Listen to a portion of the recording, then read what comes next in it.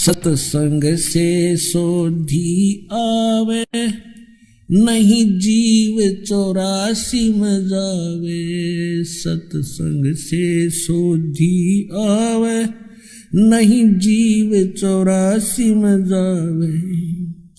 अब मेटो द्वेष और राग, हो राग या उम्र बतेरी जाली। अब मेटो द्वेष और राग, हो राग या उम्र बतेरी जाली। कारण क्या था कि ये सभी ब्राह्मण लोग थे। जैसे आदि शंकराचार्य, ये उस समय जन्मे थे जिस समय भारतवर्ष के अंदर बुद्ध धर्म की जो है अत्यधिक प्रचार हो रहा था बुद्ध धर्म का, और बहुत शीघ्रता से फैल रहा था। उस समय आदि शंकराचार्य जी का जन्म हुआ ईसा मसीह जी से 508 वर्ष पूर्व। तो उस आदि शंकराचार्य का उस समय जन्म होना हमारे लिए वरदान सिद्ध हुआ, क्योंकि यदि बुद्ध धर्म भारतवर्ष में फैल जाता तो पूरा भारतवर्ष नास्तिक हो जाता। जैसे बुद्ध धर्म फैला चीन में, आज देख रहे हैं कि चीन में कोई राम नाम परमात्मा को याद करने वाला प्राणी शायद ही कोई हो। इसका कारण क्या रहा कि ये महापुरुष जैसे महात्मा बुद्ध थे, ये पुण्यकर्मी प्राणी थे पूर्व जन्म के, और इनके कुछ संस्कार शेष रह जाते हैं। उनको फिर मानव शरीर में ये यहाँ का भगवान ब्रह्म देता है, और वो सीधे स्वर्ग से आए हुए थे। जिस स्थान से आत्मा आता है, भले ही उसके ऊपर यहाँ आकर के 3 गुणों का प्रभाव तुरंत हो जाता है, फिर भी उसके अंदर एक विशेष कसक परमात्मा की और उस सुख के प्राप्ति की बनी ही रहती है। इस आधार से उसने घर त्याग दिया महात्मा बुद्ध ने, और बिहार के अंदर गया शहर के पास एक वट वृक्ष के नीचे उसने बैठकर परमात्मा पाने की मनमुखी साधनाएं शुरू कर दी। हठ योग, निराहार रहकर बैठ गया। अब उसको प्राप्त कुछ हुआ नहीं, मरने को हो गया। हिला टहला जा नहीं, बोला भी नहीं जा रहा था। तो किसी माई को प्रेरणा हुई, किसी बहन ने उसके मुख पर थोड़ी सी खीर लगाई, धीरे धीरे वो चाटने लगा। तीसरे चौथे दिन उसने आंखें खोल ली और उठ के फिर प्रचारक बन गया, और विधान बना दिया कि starvation could not lead to salvation. व्रत रखने से, भूखा मरने से भगवान प्राप्ति नहीं हो सकती, आत्म कल्याण नहीं।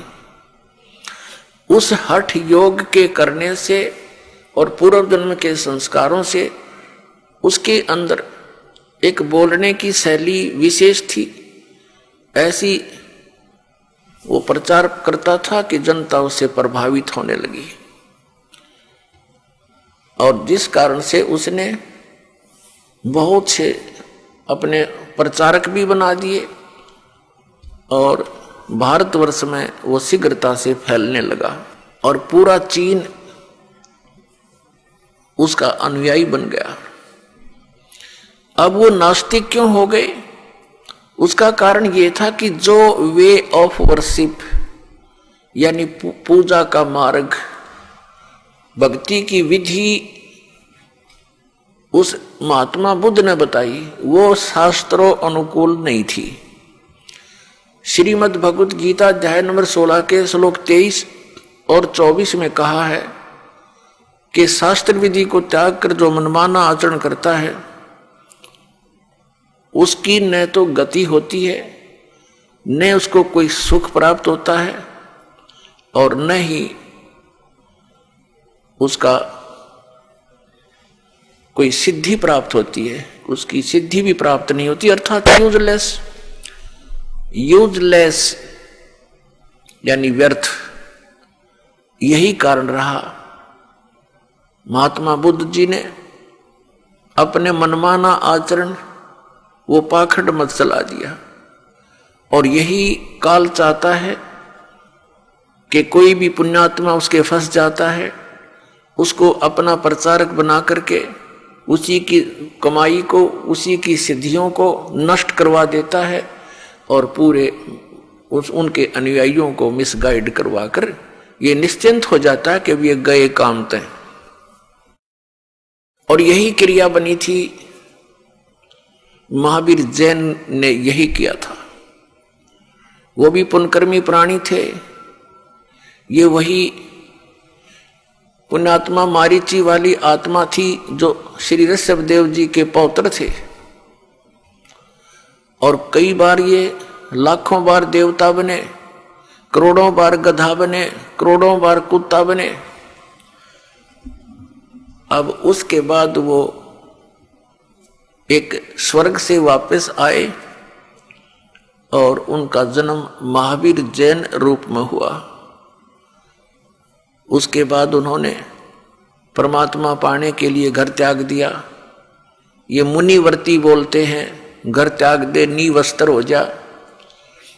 वो निकला था वैराग कसक में, कोई गुरु उनको मिला नहीं, उन्होंने गुरु धारण नहीं किया, मनमुखी हठ योग किए। उसके बाद स्वयं ही प्रचारक बन गया, 363 पाखंड मत चला दिए।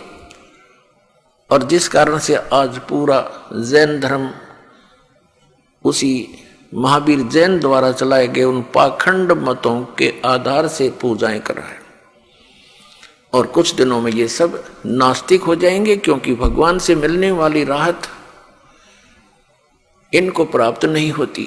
यही कारण रहा कि पूरा चीन नास्तिक हो गया, क्योंकि उनको भगवान से मिलने वाली वो साधना नहीं प्राप्त हुई जो भगवान से राहत मिले।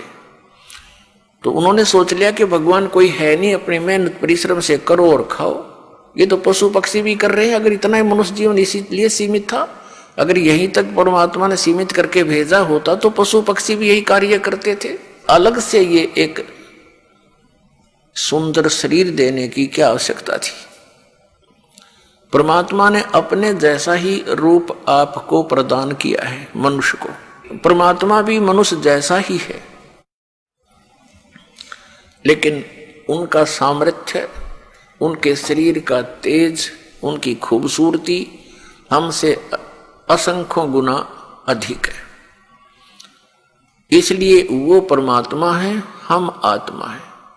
हम जीव हैं, वो परमेश्वर है।